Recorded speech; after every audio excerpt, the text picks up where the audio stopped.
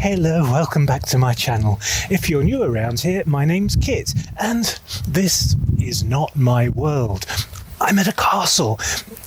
I won't tell you the real name of the castle, but for my purposes, this is Buckkeep Castle. This is the home, the ancestral home of the Farseers, the royal line, which stretches back into history.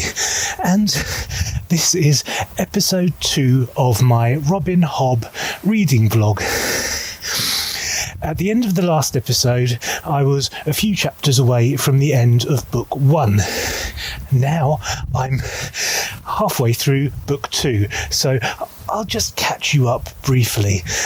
Where we left off, Fitz Chivalry Farseer, Fitz, the royal assassin, also the royal bastard, was heading off on a diplomatic mission to assassinate a prince. I won't tell you anything more, except to say everything didn't go quite according to plan. However, Fitz was able to pull the chestnut out of the fire, and although the assassination may not have gone to plan, some good did come of it, and it was a relatively happy ending-ish. You don't really get happy endings with Hobb, you just get slightly less miserable ones. But book 1 ended kind of on a little bit of a cliffhanger, and book 2 takes up exactly where book 1 left off. In fact, it backtracks a little bit and shows you some different perspectives. Book 2 again focuses more heavily on the raids by the Red Ship Raiders. These are outlanders who come in on red ships and plunder and destroy all the villages along the coastline of the 6 duchies, and Fitz must continue his work as a secret assassin, but he must also develop his skills more. He has the wit. This allows him to communicate with and bond with animals, and he has the skill, which is the human version of the wit, which allows you telepathic communication with other human beings and a certain amount of control over them. He's never quite mastered the skill yet, but he's going to have to work on that and get to grips with it so that he can use all of his skills to assist the kingdom in defeating the Red Ship Raiders. Alongside all of this is a romance. In book 1, Fitz met Molly Nosebleed, whose real name is Molly Nosegay, and she is the daughter of a drunk candle maker, a chandler, and as children they become very close friends. They kind of fall in love but don't declare their love to each other. In book 2, this romance blossoms and continues, and there are a few bumps in the road as well. But the most important thing, at least for me as a reader, that happens in book 2, a new development, is the introduction of what is possibly my favourite character in all of literature. This is Fitz's companion, and not necessarily the one you think it is. And I'm not going to say any more about that just yet, but if you've read the books and you know what I'm talking about, I'm referring to the companion whose name begins with an N. And that's all I'm going to say.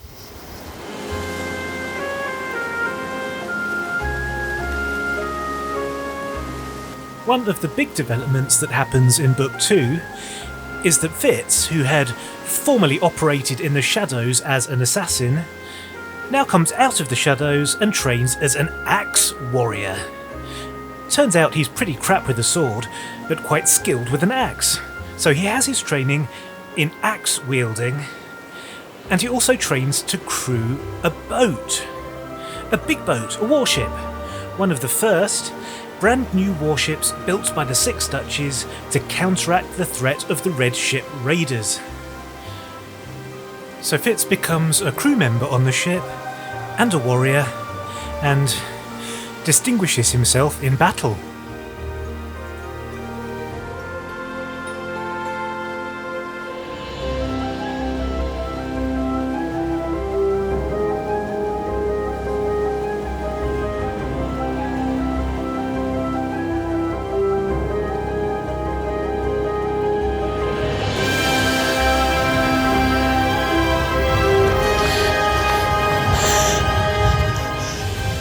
One of the principal themes in the Farseer books is love.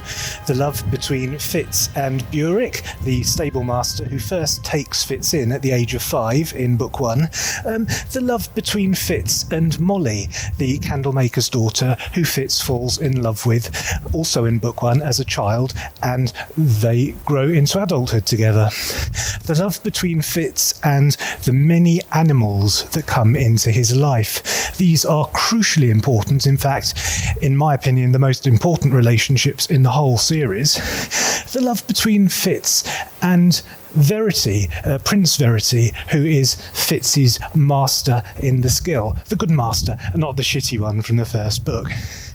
There is love all throughout these books. The love between Fitz and Chade, the spy master. These books explore love as a theme, warts and all, unvarnished, painful, ugly, and oftentimes heartbreaking. The books don't shy away from the worst possible side effects of loving someone or something. And that is one of the things that makes the books particularly interesting and also very moving.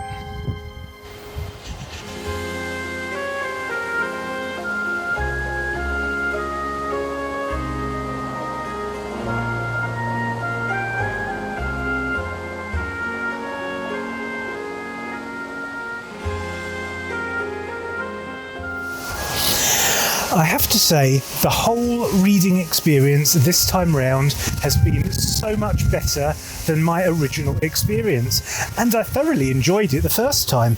I read 16 books in a single binge and loved it. I think the sad things, the triggering events that happened, probably spoiled the experience for me and left me with a lingering feeling that I didn't want to touch these books again. In fact, I remembered them as being the most upsetting books I'd ever read. This time round, I'm loving it, as I did the first time, and the upsetting scenes when they happen don't take me by surprise.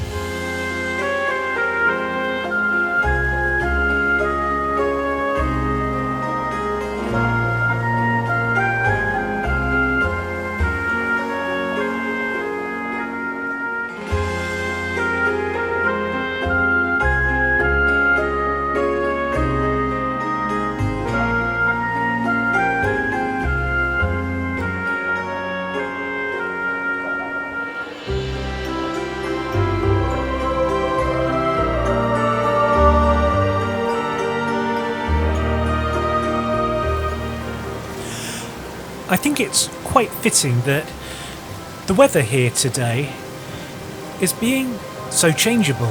1 minute bright sunshine, the next minute storms, wind, rain. It's just like a Robin Hobb book. It's a roller coaster. You never quite know what to expect. But one thing you can expect is an excellent read.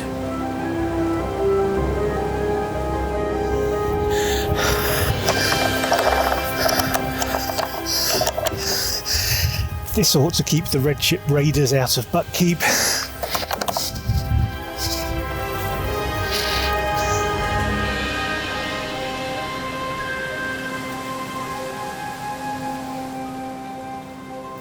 And on that note, I think I'll call it a day. Thank you very, very much for watching. I hope you enjoyed it. If you did and you haven't already, you know what to do. Please hit the subscribe button, hit the like button, share, comment, do all the good stuff, and I will see you next time. See you later.